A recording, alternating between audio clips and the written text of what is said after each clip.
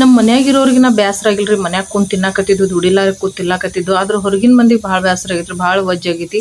ದುಡಿದು ತಿನ್ಬೇಕು, ದುಡಿಲಾರ್ದೆ ಎದಕ್ಕೆ ಕೂತ್ ತಿನ್ಬೇಕು, ಮನ್ಯಾಗ ಎದಕ್ಕೆ ಕೂತಾಳ ಅಂತ ಕೇಳ್ತಾರೋ.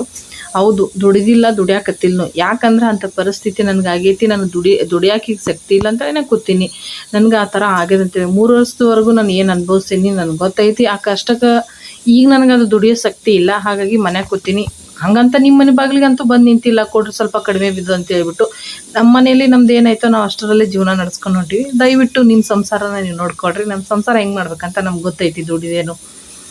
ಬರ್ರಿ, ಮಾಡ್ಕೊಳ್ಳೋರಂತ ಆಡ್ಕೊಳ್ಳೋರು ಇರ್ತಾರೆ, ಆಡ್ಕೊಳ್ಳೋರು ಬಾಯಿಗೆ ಹಿಡಿಯೋಕ್ಕಾಗ್ತದ. ಏನಂತಾರಲ್ಲ, ಒಡಗೆ ಗಡ್ಗಿ ಬಾಯಿ ಬೇಕಾದ್ರೆ ಮುಚ್ಚಿಬಿಡ್ಬೋದು, ಈ ಜನಗಳ ಬಾಯಿ ಮುಚ್ಚೋಕ್ಕಾಗಲ್ಲ ಅಂತ. ಆಡ್ಕೊಳ್ಳೋರು ಆಡ್ಕೊಳ್ಳಿ.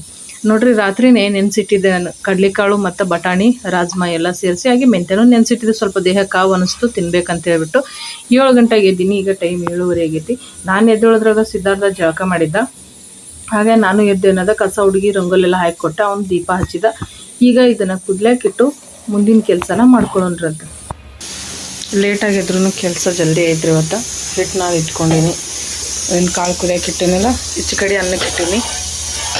ಇನ್ನೇನಿಲ್ಲ, ಅನ್ನ ರೆಡಿ ಆಯ್ತು. ಇಟ್ಟು ಒಗ್ಗರಣೆ ಮಾಡಿ ಚಪಾತಿ ಮಾಡಿಕೊಟ್ರೆ ಮುಗೀತು ನೋಡ್ರಿ. ಉಪ್ಪಿನ ಡಬ್ಬಿ ಚೇಂಜ್ ಮಾಡಿದೆ.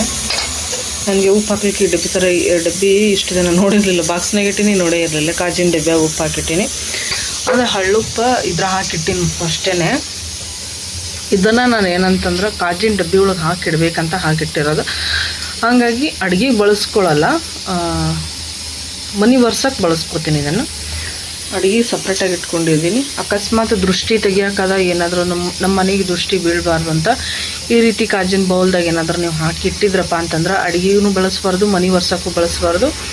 ಇದು ತಿಂಗಳಿಗೊಂದು ಸತ ಅಥವಾ ವಾರಕ್ಕೆ 15 ದಿವಸಕ್ಕೊಂದ್ಸರಿ ಚೇಂಜ್ ಮಾಡಿ ಯಾವುದಾದ್ರೂ ಗಿಡಕ್ಕೆ ಅಥವಾ ನೀರಿಗೆ ಬಿಟ್ಟು, ಅಥವಾ ನಿಮ್ಮ ಮನೆ ಉಪ್ಪು ಗಿಡಕ್ಕೆ ಹಾಕಬಾರ್ದು.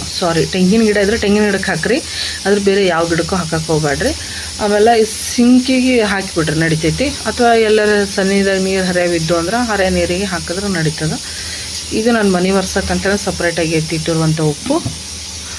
ಮತ್ತು ಏನಪ್ಪ ಅಂದ್ರೆ, ನೀವು ದೃಷ್ಟಿಗೋಸ್ಕರ ಉಪ್ಪನ್ನು ಹಾಕಿಡ್ತೀನಿ ಅಂತಂದ್ರೆ, ದೃಷ್ಟಿಗೋಸ್ಕರ ಉಪ್ಪು ಹಾಕಿಡ್ತೀನಿ ಅಂದರೆ ಏನು ಮಾಡಬೇಕಂದ್ರೆ, ಕಾಜಿನ ಬೌಲ್ ಬರ್ತಾವೆ ನೋಡ್ರಿ, ಒಂದಿಷ್ಟು ಈ ರೀತಿ ಇರ್ತಾವೆ.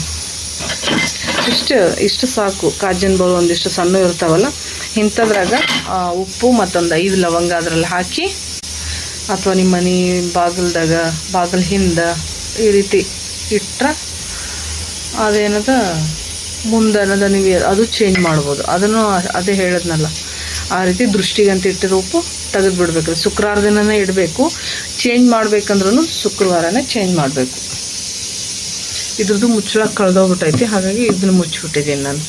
ಕಳೆದೋಗಿಲ್ಲ, ಸಾರಿ ಹೊಡೆದಾಕಿ ನಾನೇ, ಹೊಡೆದೋಗ್ಬಿಡ್ತದೆ. ಮತ್ತು ಅಡುಗೆ ಉಪ್ಪು ಬಳಸ್ತೀರಿ ಅಂತಂದ್ರೆ ಈ ರೀತಿ ಕಾಜಿನ ಬಾಟ್ಲೆ ಹಾಕಿಡ್ರಿ, ಅಂದ್ರೆ ನಿಮ್ಗೆ ಅಡುಗೆ ಬಳಸ್ಕೊಳಕ್ಕೆ ಈಸಿ ಆಗ್ತದೆ. ಇದ್ರೊಳಗೆ ಒಂದು ಕಾಯಿ ಇಟ್ಟು ನೋಡ್ತಿರ್ಬೋದು ನೀವು. ಇದು ಇಂಗ್ಳದ ಕಾಯಿ ಅಂತ ಹೇಳ್ಬಿಟ್ಟು ಮೊನ್ನೆ ಅದ್ರ ಬಗ್ಗೆ ವಿಡಿಯೋ ಕೂಡ ಮಾಡಿ ಹಾಕೀನಿ, ದೃಷ್ಟಿಗೋಸ್ಕರ ಅಂತ ಹೇಳ್ಬಿಟ್ಟು.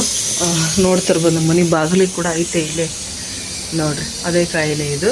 ತಂದು ಇಟ್ಕೊಡ್ರಿ ಉಪ್ಪಿನ ಡಬ್ಬದಾಗ. ಈ ರೀತಿ ಹಳ್ಳುಪ್ಪಿನಾಗೂ ಹಾಕಿಡ್ಬೋದು ಮತ್ತು ಇದ್ರಾಗೂ ಹಾಕಿಡ್ಬೋದು.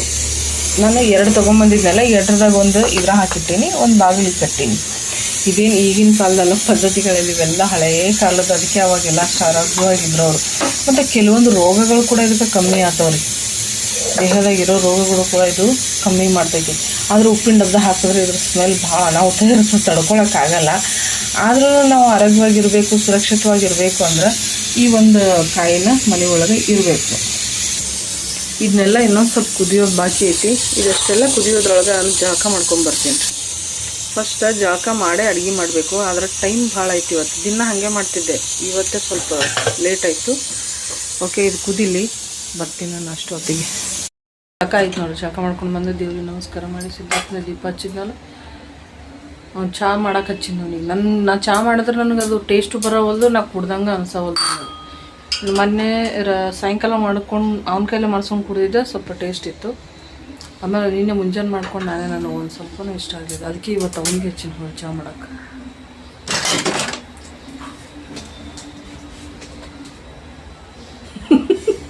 ಏನು ಮಾಡಕತ್ತಿ?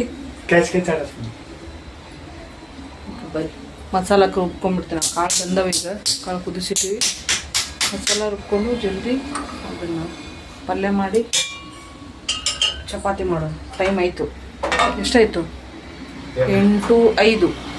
8:05 ಅಂದ್ರೆ 8:30 ಎಲ್ಲ ಕ್ಲಿಯರ್ ಮಾಡಿಬಿಡ್ಬೇಕು.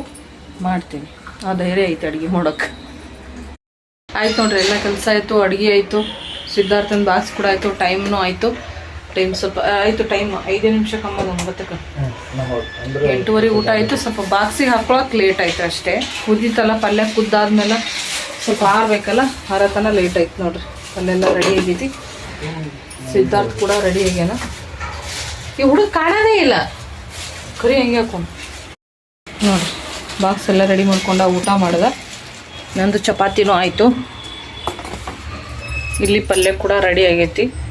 ಸಾಕು, ಮಸ್ತ್ ಆಗೈತಿ. ನಾನು ಅವ್ರಿಗಿಟ್ಟು ಬುತ್ತಿ ಕಟ್ಲಿಕ್ಕೆ ನನಗಿಷ್ಟು ಉಳ್ಳಕ್ಕಾಗ್ತದೆ. ಇದಿಷ್ಟು ಚಪಾತಿ ಹಿಟ್ಟು ಎತ್ತಿಟ್ಟಿನಿ. ಅವ್ರಿಗೆ ಬಿಸಿ ಚಪಾತಿ ಮಾಡಿಕೊಡ್ಬೇಕ್ರಿ ಮ್ಯಾಲೆ ಬುತ್ತಿಗೆ. ಇವತ್ತಿನ ಅಡುಗೆ ಇಷ್ಟು ನೋಡ್ರಿ. ರೈಸ್ ಕೂಡ ಮಾಡಿದ್ದೀನಿ. ರೈಸ್ ಊಟನೂ ಮಾಡಲಿಲ್ಲ, ಬಾಕ್ಸಿಗೂ ಹಾಕ್ಕೊಳ್ಳಿಲ್ಲ. ಇದು ಏನು ಕಾಬು ಕಡ್ಲಿ, ಇದು ಮಸಾಲ ಮಸ್ತ್ ಆಗೈತೆ ಅಂತ ಹೇಳ್ಬಿಟ್ಟು ಅದನ್ನೇ ತಿಂದ್ರವ. ಇದಕ್ಕೆ ಸಪ್ರೇಟ್ ರೆಸಿಪಿ ಹಾಕ್ತೀನಿ ರೀ. ಯಾವುದಾದ್ರೂ ಒಂದು ಚಾನಲ್ದಾಗ ಹಾಕಿರ್ತೀನಿ ಸಪ್ರೇಟಾಗಿ. ಅಡುಗೆ ಚಾನಲ್ದಾಗೆ ಹಾಕ್ತೀನಿ ಇದು, ಯಾಕಂದ್ರೆ ರೆಸಿಪಿ ಎಲ್ಲ.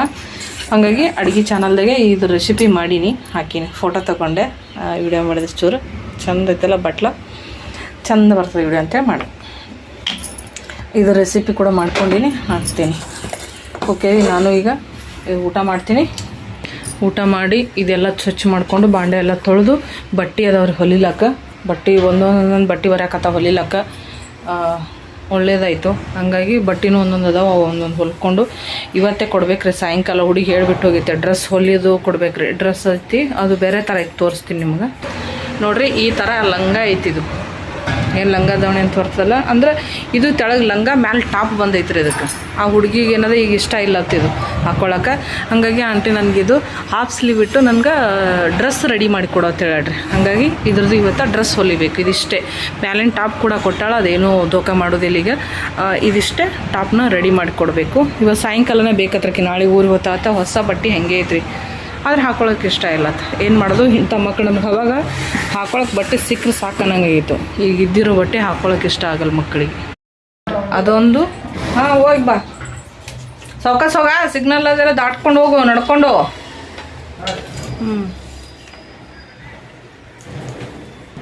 ನಿನ್ನೆನೂ ಒಂದು ಬ್ಲೌಸ್ ಹೊಲ್ತೀನಿ. ಅವ್ರು ಆಂಟಿದು ಇಟ್ಕೊಂಡಿದ್ದೀನಿ ಅಂತ ಹೇಳಿದ್ದಲ್ಲ, ಆ ಬ್ಲೌಸ್ ಕೂಡ ಹೊಲ್ತೀನಿ. ಅದೊಂದು ಕಂಪ್ಲೀಟ್ ಆಗೈತಿ. ಮತ್ತು ಸಾಯಂಕಾಲ 1-2 ಬಟ್ಟೆ ಬಂದಿದ್ದು ಸ್ಟಿಚ್ ಮಾಡಿ ಕೊಡೋಕ್ಕಂತ ಹೇಳ್ಬಿಟ್ಟು ಆ ಡ್ರೆಸ್ಸನ್ನು ಅದನ್ನು ಮಾಡಿದೆ. ಇವತ್ತಿಂದು ನಿನ್ನೆದೆಲ್ಲ ಸೇರಿ ಒಂದು 500 ರೂಪಾಯಿ ದುಡ್ದಿನಿ ಅಂತ ಅನ್ಕೋಬೋದು. ಖುಷಿ ಆಗ್ತದೆ. ಇಷ್ಟೇ ಸಾಕ್ರಿ ನನಗೆ. ಎಷ್ಟು ಸಿಗಬೇಕಿಲ್ಲ ನಿಜ ಹೇಳ್ಬೇಕಂದ್ರೆ. ಎಷ್ಟು ಬರುತ್ತೆ ಅಷ್ಟದ ಖುಷಿ ಪಡ್ತೀನಿ. ಇಷ್ಟು ಸಾಕು, ಇನ್ನೂ ಆಸೆ ಬೇಡ ನನಗೆ. ಇನ್ನು ಜೀವನ ನಡ್ಸೋಕೆ ಇಷ್ಟಾದ್ರೂ ಇರ್ತದಲ್ಲ, ಸಾಕು ಅನಿಸ್ತೈತಿ. ತುಂಬ ಅತಿ ಆಸೆ ಮಾಡ್ಕೊಬಾರ್ದು ಮನುಷ್ಯನಿಗೆ. ಎಷ್ಟಿದ್ರೂ ಸಾಕಾಗಲ್ಲ ಈ ಮನುಷ್ಯನಿಗೆ. ಇಡೀ ನೀವು ಏನೋ ಜಗತ್ತಿನ ತಗೊಂಡು ಮುಂದಿಟ್ಟರು ಕೂಡ ಸಾಕಾಗೋದಿಲ್ಲ. ಸಾಕು ಅಂತ ಅನ್ಸೋದೇ ಇಲ್ಲ ಈ ಮನುಷ್ಯನ ಜನ್ಮಕ್ಕೆ. ಹಾಂ, ಬಾಯ್. ಅದಕ್ಕೆ ಎಷ್ಟಿರ್ತೋ ಅಷ್ಟರಲ್ಲಿ ಖುಷಿ ಪಟ್ಕೊಂಡು ಮಾಡಬೇಕು. ಈಗ ಅದೊಂದು ಸ್ಟಿಚ್ ಮಾಡಿ ಕೊಟ್ಬಿಡ್ತೀನಿ ರೀ. ಸಾಯಂಕಾಲ 6 ಗಂಟೆ ಕೊಡ್ತೀನಿ ಅಂತ ಹೇಳೀನಿ. 6 ಗಂಟೆನೇ ಆಗ್ತದೆ. ಯಾಕಂದರೆ ಈ ಸದ್ಯ 2 ವಿಡಿಯೋ ಎಡಿಟಿಂಗ್ ಮಾಡ್ಕೋಬೇಕು. ಈ ಚಾನಲ್ಕೊಂದು ಆ ಚಾನಲ್ಕೊಂದು 2 ರೆಸಿಪಿದು ಮತ್ತು ಬ್ಲಾಗ್ದು 2 ಎಡಿಟಿಂಗ್ ಮಾಡಿಕೊಂಡು ವೀಡಿಯೋಸ್ಗಳನ್ನ 2ಕ್ಕೂ ಅಪ್ಲೋಡ್ ಮಾಡ್ಕೋಬೇಕು. ಮತ್ತು ಅವ್ಕೆ ಟೈಟಲ್ಲು ಥಂಬ್ನೇಲ್ ಅಂತ 1 ತಾಸು 2 ತಾಸು ಬೇಕು ನನಗೆ.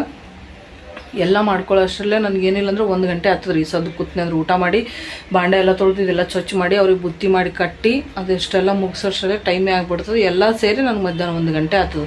ಮಧ್ಯಾಹ್ನ 1 ಗಂಟೆ ಮೇಲೆ ನಾನು ಹೊಲಿಲಕ್ಕೆ ಕುಂದಿರ್ತೀನಿ. ಆಮೇಲೆ ಅನ್ನೋದು ಅದನ್ನೆಲ್ಲ ರೆಡಿ ಮಾಡಿ ಕೊಡೋಕ್ಕೂ ಟೈಮ್ ಅಷ್ಟಕ್ಕೆ ಬರ್ತೈತ್ರಿ ಅದು. ಇನ್ನು ಮತ್ತು ಬೇರೆ ಇನ್ನೂ 3 ಬ್ಲೌಸ್ ಕಟ್ ಮಾಡಿಟ್ಟಿನಿ ಬೇರೆದವ್ರದ್ದೇ. 3 ಬ್ಲೌಸ್ ಕಟ್ ಮಾಡಿ ಭಾಳ ದಿನ ಆಯ್ತದೆ. ಅದನ್ನೂ ಹೊಲಿದಿರಲಿಲ್ಲ, ಹಾಗೆ ಹುಷಾರಿಲ್ಲ ಅಂದ್ಕೊಂಡು ಬಿಟ್ಟಿದ್ದೆ. ಅವರು ಕೂಡ ನಿಮ್ಗೆ ಆರಾಮಾದ್ಮೇಲೆ ಹೊಲಿಯೋ ಅಂತ ಹೇಳ್ತಾರೆ. ಅದಕ್ಕಾಗಿ ಹಾಗೆ ಇಟ್ಟಿದ್ದೆ. ಇನ್ನು ಇವತ್ತು ಈ ಡ್ರೆಸ್ ಕ್ಲಿಯರ್ ಮಾಡ್ತೀನಿ. ಟೈಮ್ ಇದ್ದರೆ ಅದರಲ್ಲಿ ಒಂದು ಬ್ಲೌಸ್ ಹೊಲಿತೀನಿ. ಇಲ್ಲಾಂದ್ರೆ ನಾನು ನಾಳೆ ಹೊಲಿತೀನಿ. ಯಾಕಂದ್ರೆ ನಾನು ಇದು ನೋಡ್ಕೊಂಡು ಹೊಲಿಬೇಕಲ್ರಿ, ನನ್ನ ಆರೋಗ್ಯ ನೋಡ್ಕೊಂಡು ಹೊಲಿಬೇಕು. ಒಂದೇ ಸತಿ ಕೂತ್ಕೊಂಡು ಹೊಲಿಯೋಣ ಏನಾಗ್ತದೆ, ಕಾಲನ್ನ ನರ ಹಿಂಗೆ ಎಳ್ದಂಗೆ ಆತಾವೆ. ಹಾಗಾಗಿ ಸ್ವಲ್ಪ ಸ್ವಲ್ಪ ಹೊಲ್ಕೋತೀನಿ. ಓಕೆ, ಬರ್ರಿ ಈಗ ಇದನ್ನೆಲ್ಲ ಕ್ಲಿಯರ್ ಮಾಡ್ಕೊಂಡ್ಬಿಡ್ತೀನಿ. ಮತ್ತೆ ಸಿಗ್ತೀನಿ ಅಂತ ಊಟ ಮಾಡಿ.